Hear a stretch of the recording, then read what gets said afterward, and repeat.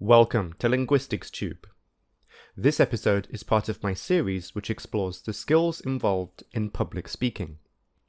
Through these episodes, you will learn and practice several essential techniques that will allow you to perform public speeches successfully and easily.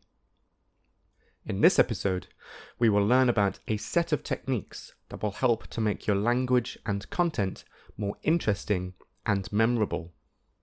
These are called Rhetorical Devices. Specifically, we will examine some of what I consider to be the most effective and interesting rhetorical devices that can be used in a public speech. To help you understand how to use them, we will see several examples, some of which are real examples from famous speeches by academics, politicians, celebrities, and so on, to help you understand exactly how and when to use these rhetorical devices.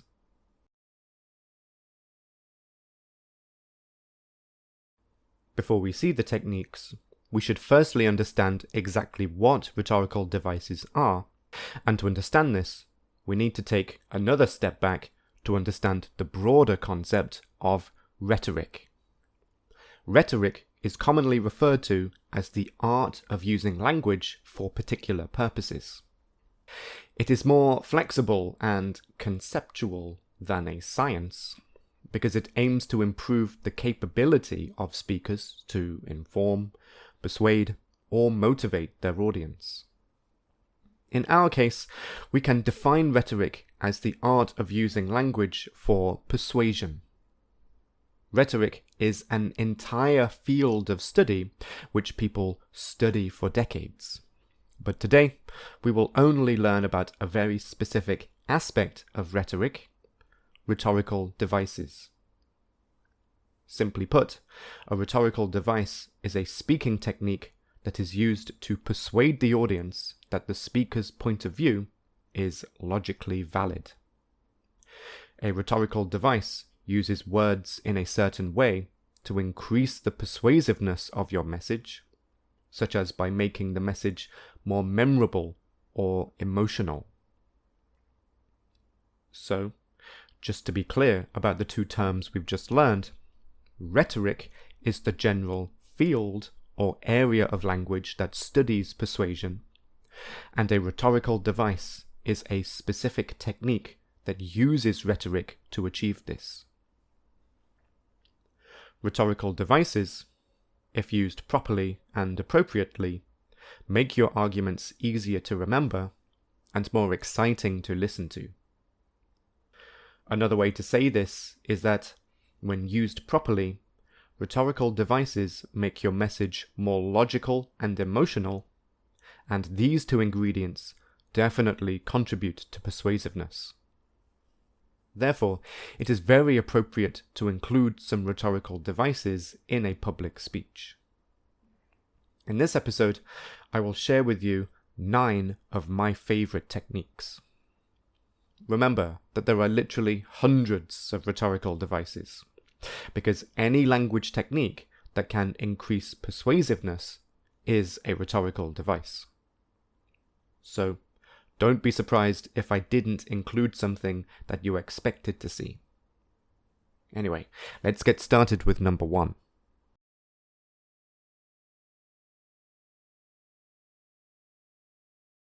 Some of the techniques I'll share with you today might already be familiar to you, and others might be new to you. The first of my 9 favorite rhetorical devices is one that you might be familiar with. It is called alliteration. To use it, you must repeat the first sound of a word. That sound can either be a consonant or a vowel, but consonants are more memorable because they are a more powerful sound. The plosives, which are b, p, d, t, g, k, are the most effective sounds for alliteration.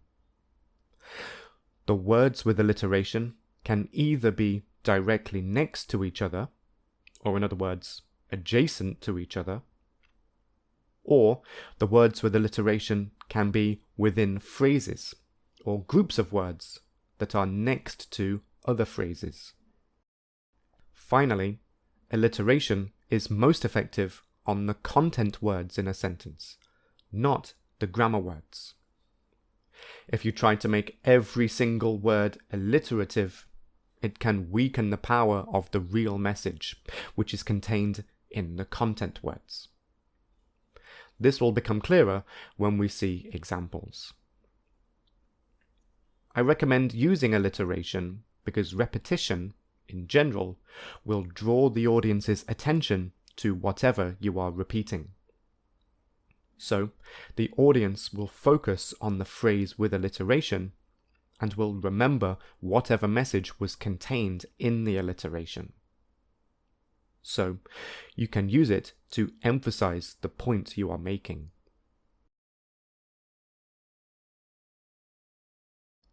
I'll now read these examples.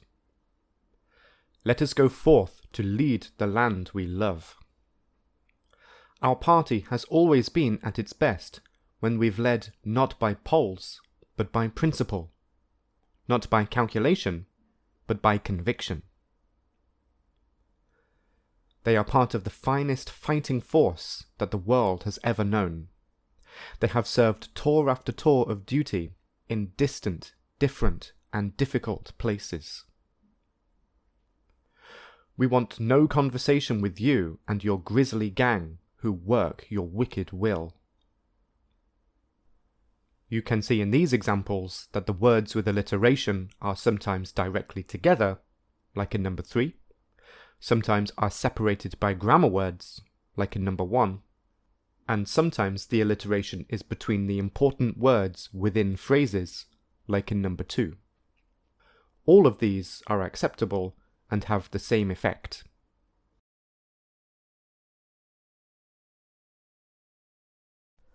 The second rhetorical device is called Anadiplosis. Don't worry if the name sounds confusing, because you don't need to remember the name, you only need to remember how to use this technique. Anyway, to use Anadiplosis, repeat the final word of a phrase or sentence at the beginning of the next phrase or sentence. Most commonly, 2 words are repeated, resulting in 3 phrases. However, sometimes only 1 word is repeated, resulting in 2 phrases. You will learn later that groups of 3 are the most memorable and persuasive. I recommend using Anadiplosis because, like with most rhetorical devices, the audience will pay attention to Anadiplosis because it is interesting and unusual.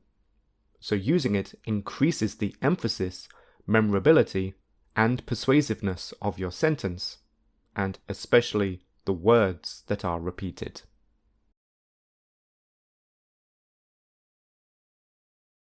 I'll now read these examples. Suffering breeds character. Character breeds faith. Fear leads to anger. Anger leads to hate. Hate leads to suffering. They call for you. The general who became a slave. The slave who became a gladiator. The gladiator who defied an emperor. In the first, only 1 word is repeated, but in the next 2 examples, 2 words are repeated, creating 3 phrases. A group of 3 is considered to be more persuasive than groups of 2 or 4.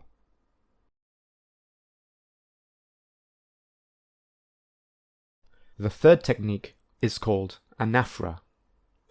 This also involves repetition, but unlike the previous rhetorical device, in which the word at the end of a phrase appears at the start of the next phrase, in this technique, the word or phrase at the start of a phrase or sentence is simply used to begin the next phrase or sentence. Again, due to the repetition, this technique draws the audience's attention directly to the message contained in the sentence, which increases its memorability and thus its persuasiveness.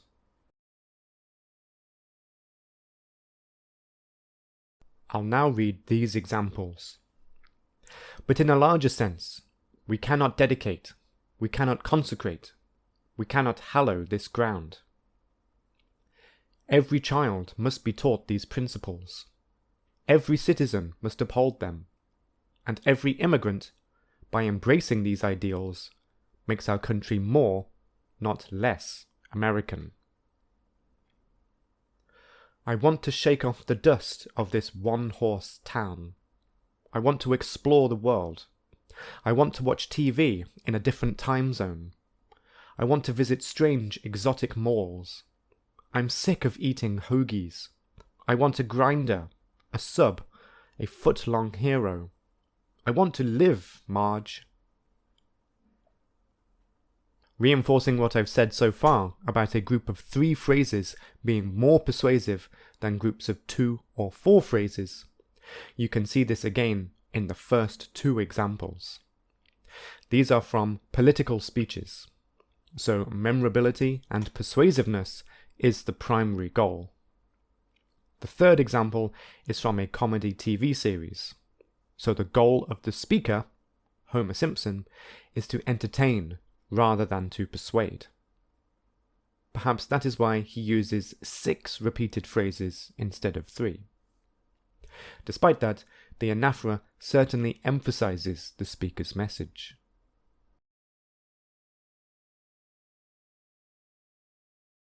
On to the fourth rhetorical device now, which is called antithesis. This deliberately contrasts 2 opposing ideas by placing them in consecutive phrases or sentences. Antithesis is very useful when you want to present 2 contrasting statements, because placing the phrases next to each other emphasizes the contrast between the 2 ideas. To be even more effective, not only must the phrases be next to each other, but they must also have very similar grammar. Doing this draws the audience's attention directly to the contrast, because the grammar is the same, but the meaning is completely different.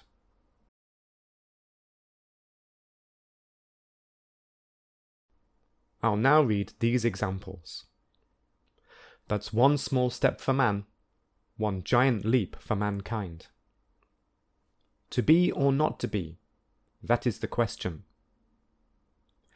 The success of our economy has always depended not just on the size of our gross domestic product, but on the reach of our prosperity. I imagine you recognize the first 2 examples, which are legendary phrases in the history of the English-speaking world.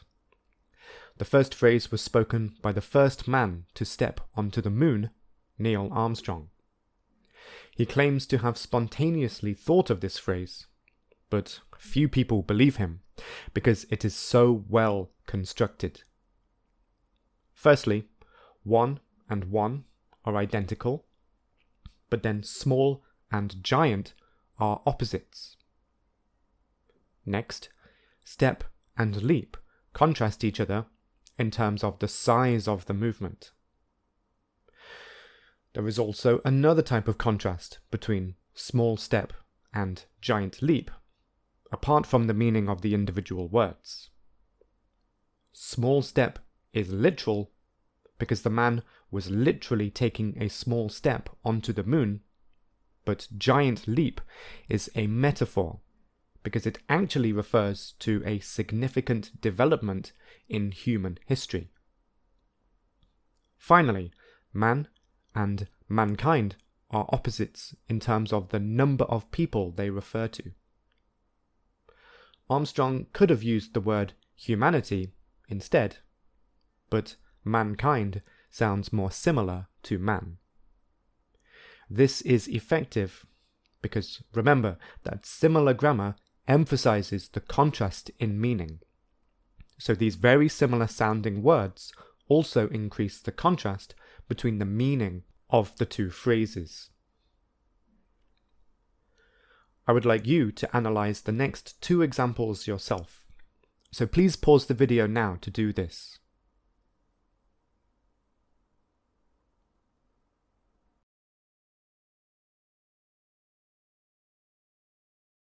The fifth technique I would like to share with you is called Asyndeton.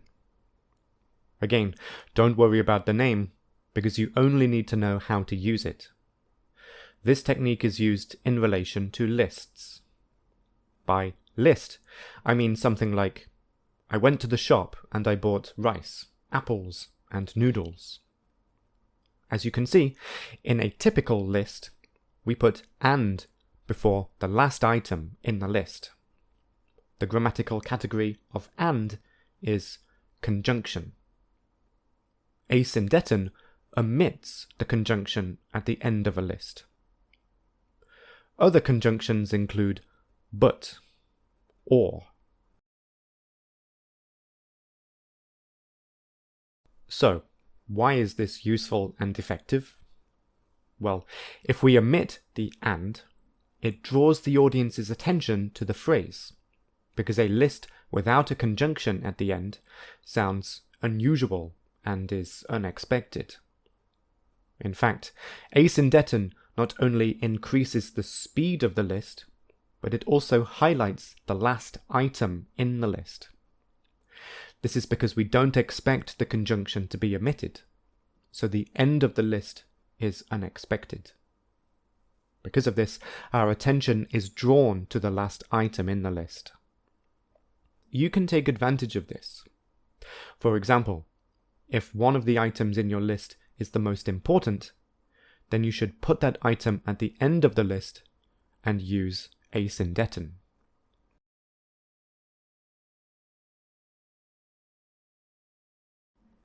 I'll now read these examples. And that government of the people, by the people, for the people, shall not perish from the earth. He was a bag of bones, a floppy doll, a broken stick, a maniac. We shall pay any price, bear any burden, meet any hardships, support any friend, oppose any foe, to ensure the survival and the success of liberty. In each of these, the most important item in the list has been placed at the end. And by using this rhetorical device, the audience's attention is drawn to this item. This makes it more memorable, as they are more likely to be persuaded by it.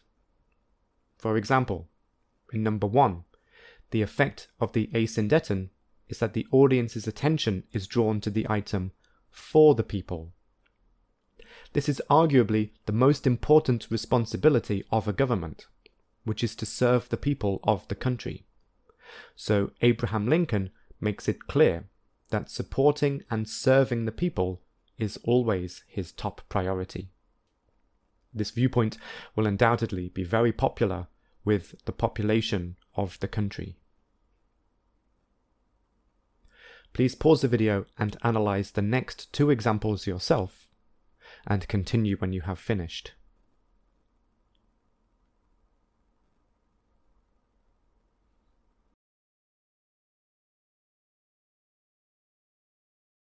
The 6th rhetorical device is probably one you are familiar with, and perhaps is something that you didn't realize was studied within rhetoric.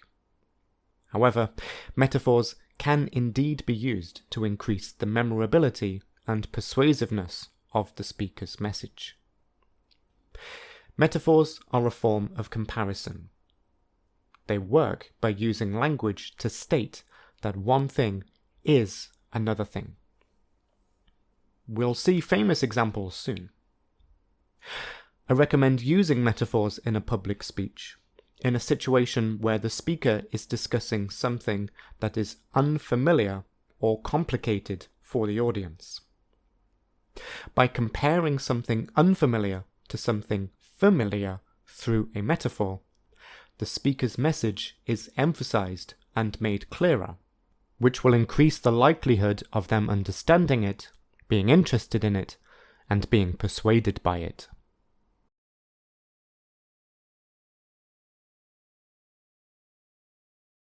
I'll now read these examples. The torch has been passed to a new generation of Americans. The mother of all battles. all the world's a stage, and all the men and women merely players. Through much of the last century, America's faith in freedom and democracy was a rock in a raging sea.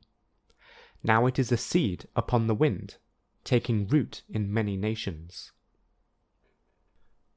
Regarding number 1, Kennedy literally means that a new generation of Americans have been given the power and responsibility to govern the country.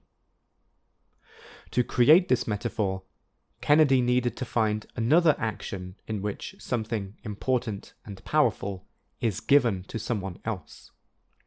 He chose the action of passing the Olympic torch from the country which previously hosted the Olympic Games to the next country to host the Games. Because there is a similarity between passing the torch and giving power, Kennedy can talk about giving power as if it were passing the torch. If the audience knows about the act of passing the Olympic torch, they will easily understand this metaphor.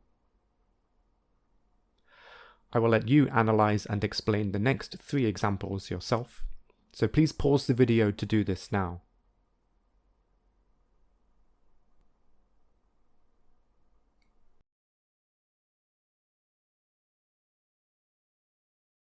The 7th rhetorical device is very similar to metaphor, because it is also a form of comparison.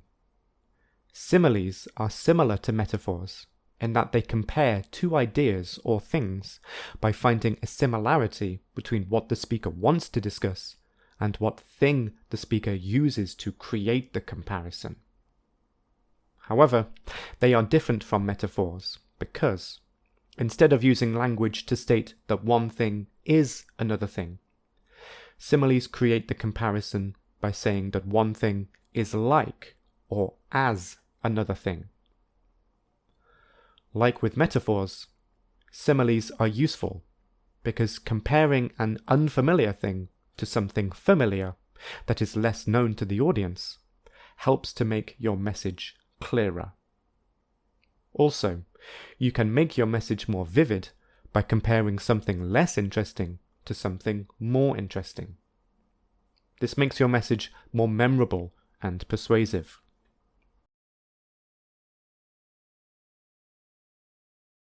I'll now read the examples. You're as cold as ice. You're like ice. My love is like a red, red rose. The rabbit hole went straight on like a tunnel. It's like being savaged by a dead sheep. Seeing John Major govern the country is like watching Edward Scissorhands try to make balloon animals. In number 1, you can see the 2 ways to create a simile. These are identical and have the same effect. The only difference is that, using as, you keep the original thing you are comparing, which in this case is cold. So, to create this simile, we need to find a similarity between what we want to compare and what we want to compare it to. Here, we want to compare the temperature of the person, so we need to find something more vivid which has this temperature. So, the thing we use to create the comparison is ice. In other words, saying that you are like ice means that your temperature is the same as ice. If number 1 were a metaphor, we would say, you are ice, because metaphors say that something is something else. I will let you analyze and explain the next 4 examples yourself, so please pause the video now.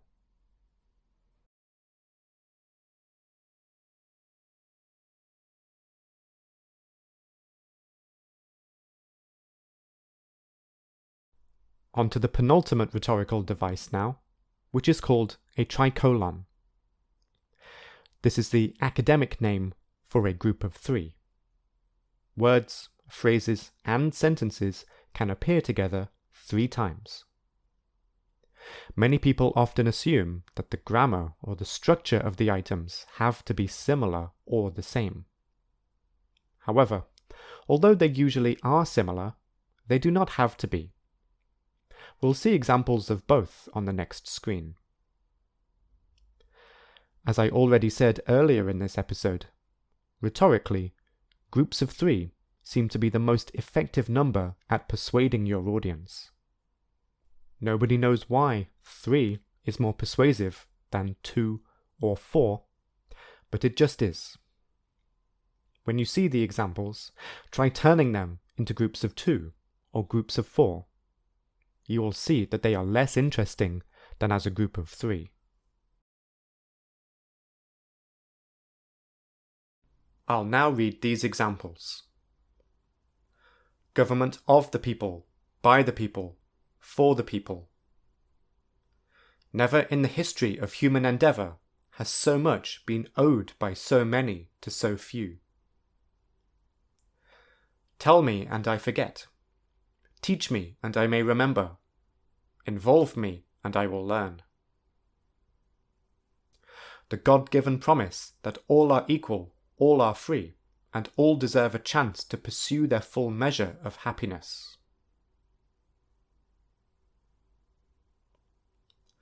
We have seen some of these examples earlier, as they also contain other types of rhetorical device.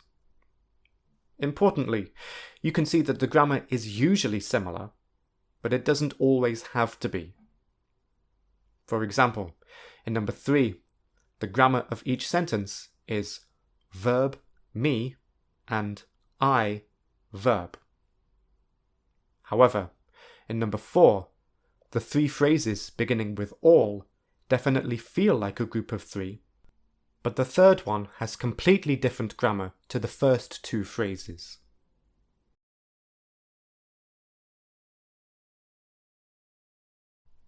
The final rhetorical device we will learn about is called parallelism. As you may guess from the name, to use this technique, you will create consecutive phrases or sentences that have the same, or at least very similar, grammatical structure. As you can see by now, similarity is a hugely important aspect of rhetorical devices. By using a similar structure, the audience do not need to concentrate on understanding your grammar. This makes it easier for them to concentrate on the content of your message. And also, similarity is more memorable, so they are more likely to be interested by whatever you put into the parallel phrases. Before we see the examples, I want to emphasize the differences between parallelism and tricolons, because people are often confused. Sometimes, a group of phrases or sentences are both parallel and tricolons. However, sometimes they are not, because there are 2 important differences. Firstly, a tricolon is always a group of 3 phrases or sentences, but parallel phrases or sentences don't need to be groups of 3. Secondly, groups of 3 don't always need to be parallel, as we saw in the previous examples.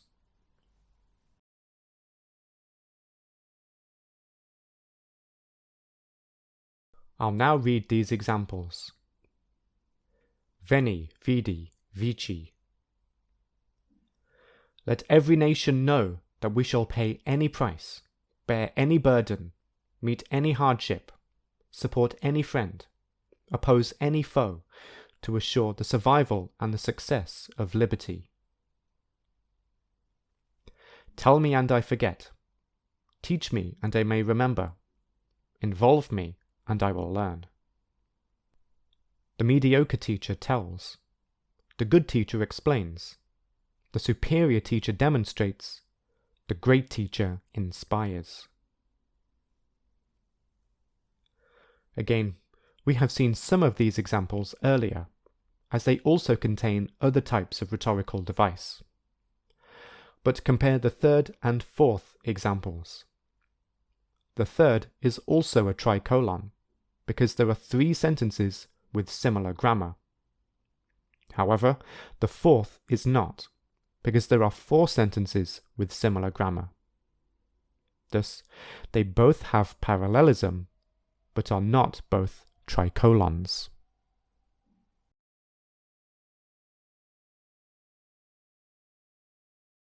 Before this episode finishes, I'd like to reiterate something that I've mentioned briefly throughout this episode. As you've seen, many of the examples contain more than one rhetorical device. For example, the sentence, government of the people, by the people, for the people, contain 3 rhetorical devices. It is a tricolon, it has parallelism, and it has Asyndeton. So, your final task of this episode is to look at all of the examples for the 9 rhetorical devices again, and find other rhetorical devices in these sentences.